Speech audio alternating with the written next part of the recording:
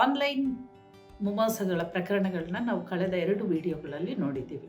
ಈಗ ಅದರ ಮುಂದುವರಿಕೆಯ ಭಾಗದಲ್ಲಿ ನಾವು ಇನ್ನೂ ಹಲವಾರು ಪ್ರಕರಣಗಳಿದ್ದಾವೆ, ಯಾವ ರೀತಿ ಅವುಗಳನ್ನ ಕಂಡುಹಿಡಿಬೇಕು ಅನ್ನೋದರಲ್ಲಿ 3ನೇ ಅಂಶ ಏನಂದರೆ ಇನ್ವೆಸ್ಟ್ಮೆಂಟ್ ಸ್ಕ್ಯಾಮ್ಸ್ ಅಂದರೆ ಬಂಡವಾಳ ಹೂಡಿಕೆಯನ್ನು ಮಾಡುವಂಥ ಒಂದು ಸ್ಕ್ಯಾಮ್ಸ್.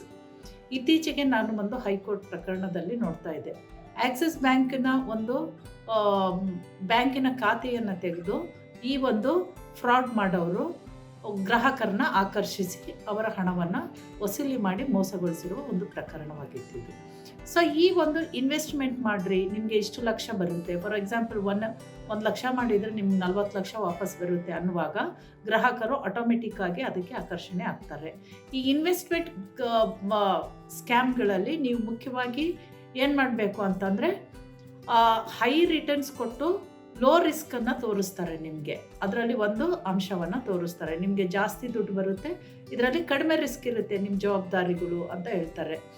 ಆಮೇಲೆ ತುಂಬ ಹಣವನ್ನು ತುಂಬ ಬೇರೆ ಬೇರೆ ಶೇರ್ಸ್ ಆಗ್ಬೋದು, ಇಲ್ಲಾಂದರೆ ಬಂಡವಾಳ ಹೂಡಿಕೆಗಳಲ್ಲಿ ಬೇರೆ ಬೇರೆ ಆಪ್ಷನ್ಸನ್ನು ನಿಮಗೆ ಕೊಟ್ಟಿರ್ತಾರೆ. ಆಮೇಲೆ ಅವರು ಫೇಕ್ ಒಂದು ಐಡೆಂಟಿಟಿನ ಕ್ರಿಯೇಟ್ ಮಾಡಿರ್ತಾರೆ. ಅದು ವಾಟ್ಸಪ್ ಗ್ರೂಪ್ ಆಗಿರ್ಬೋದು, ಇಮೇಲ್ ಗ್ರೂಪ್ ಆಗಿರ್ಬೋದು, ಇಲ್ಲಾಂದರೆ ವೆಬ್ಸೈಟ್ ಆಗಿರಬೇಕು. ಅದನ್ನು ನೀವು ಯಾವುದೇ ಒಂದು ಆನ್ಲೈನ್ ಇನ್ವೆಸ್ಟ್ಮೆಂಟ್ ಮಾಡುವಾಗ ಇದನ್ನು ಜಾಗರೂಕತೆಯಿಂದ ಪರಿಶೀಲನೆ ಮಾಡಿ ನೀವು ತೆಗೆದುಕೊಳ್ಳೋದು ತುಂಬ ಒಳ್ಳೆಯದಾಗುತ್ತೆ ಅಂತ ಹೇಳ್ತೀವಿ. ಆಮೇಲೆ 4ನೇದು ಐಡೆಂಟಿಟಿ ಥೆಫ್ಟ್. ಈಗ ತುಂಬ ಜನ ಹೇಳ್ತಾರೆ ನನ್ನ ಫೇಸ್ಬುಕ್ಕನ್ನು ಕ್ರಿಯೇಟ್ ಮಾಡಿದ್ದಾರೆ, ಫೇಕ್ ವಾಟ್ಸಪ್ ಗ್ರೂಪನ್ನು ಕ್ರಿಯೇಟ್ ಮಾಡಿದ್ದಾರೆ ಅಂತ ಹೇಳ್ತಾರೆ. ಸೊ ಇಲ್ಲಿ ಏನಾಗುತ್ತೆ ಅಂತಂದರೆ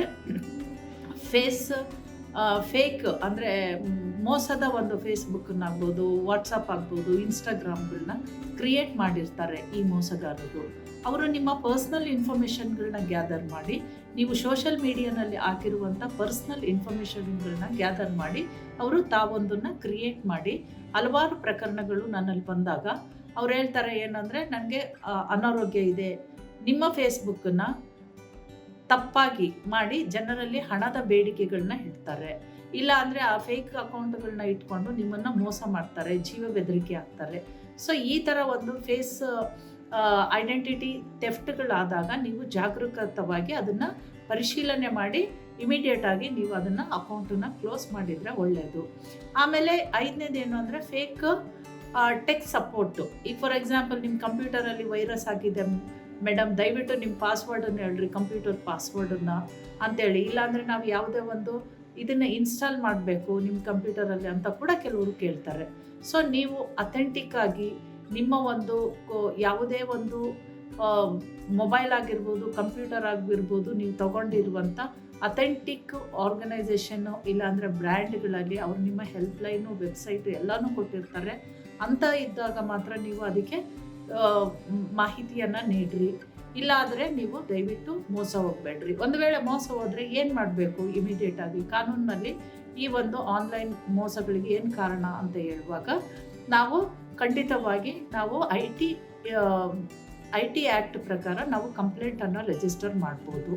ಆಮೇಲೆ ಕನ್ಸ್ಯೂಮರ್ ಕೋರ್ಟ್ಗಳಲ್ಲಿ ಕೂಡ ನಾವು ಕಂಪ್ಲೇಂಟನ್ನು ರಿಜಿಸ್ಟರ್ ಮಾಡ್ಬೋದು.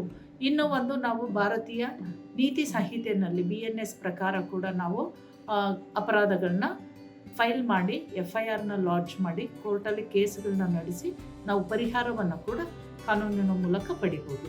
ಆದರೂ ನೀವೆಲ್ಲರೂ ಎಚ್ಚರವಾಗಿದ್ದು ಆನ್ಲೈನ್ನಲ್ಲಿರುವಂಥ ಈ ಒಂದು ಮೋಸಗಳನ್ನ ಎಚ್ಚರದಿಂದ ಉಪಯೋಗಿಸಿ ಅದರ ಉಪಯೋಗವನ್ನು, ಕಾನೂನಿನ ಉಪಯೋಗವನ್ನು ಪಡಿಬೇಕು ಅಂತ ಕೇಳ್ತಾರೆ.